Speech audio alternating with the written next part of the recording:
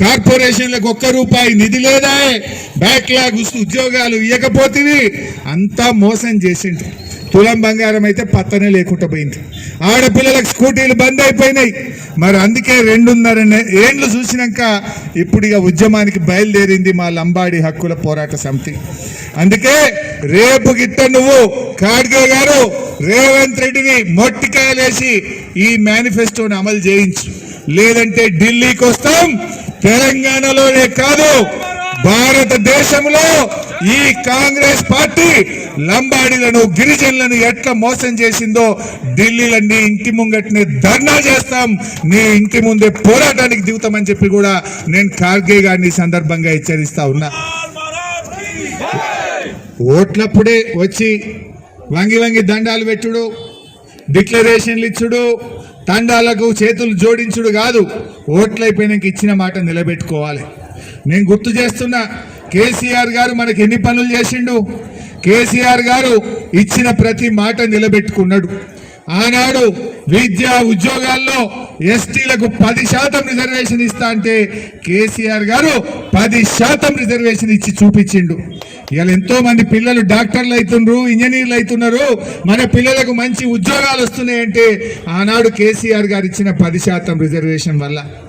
మద్యం దుకాణాలు, ఏదైనా వైన్ షాపు మన ఎస్టీలు లంబాడీలు నడపంగా చూసినామా?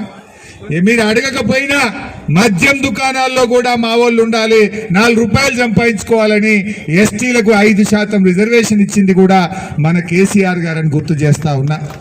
పోడు భూములకు మా సత్యవతి రాథోడ్ ఆధ్వర్యంలో పోడు భూములకు 4,06,000 ఎకరాలకు పట్టాలు ఇచ్చింది నాటి బీఆర్ఎస్ ప్రభుత్వం.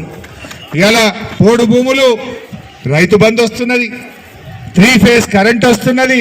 బంగారమూల మా వాళ్ళు ఇవాళ పట్టాలు పొంది పంటలు పండించుకుంటా ఉన్నారు. వీళ్ళేం చెప్పినారు కాంగ్రెస్ వాళ్ళు? పోడు భూముల విషయంలో అడ్డం పొడుగు మాట్లాడినరు.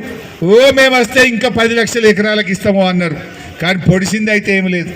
అడ్డం పొడుగు మాట్లాడుడే తప్ప ఈ కాంగ్రెస్ వాడు పోడు భూముల విషయంలో పొడిసింది లేదు, చేసింది లేదు, చేసేది లేదు.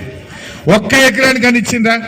ఆనాడు బీఆర్ఎస్ 4,06,000 1,50,000 రైతు కుటుంబాలకు పోడు భూములకు పట్టాలిచ్చి ఆనాడు కడుపున పెట్టుకున్నది, రైతుల్ని చేసింది బీఆర్ఎస్ ప్రభుత్వం. కాంగ్రెస్ వచ్చినాక గిరిజనుల మీద అటవీ అధికారుల దాడులు పెరిగినాయి. గిరిజనులను జైళ్లలో పెడుతున్నారు. గిరిజనులను ఇలా ఇబ్బందుల్లో గురి చేస్తున్నటువంటి పరిస్థితి ఉన్నది. అదేవిధంగా ఇందాకనే చెప్పిన తండాలు గ్రామ పంచాయతీలు ఏ ముఖ్యమంత్రి చేయలే. తండాలు గ్రామ పంచాయతీలు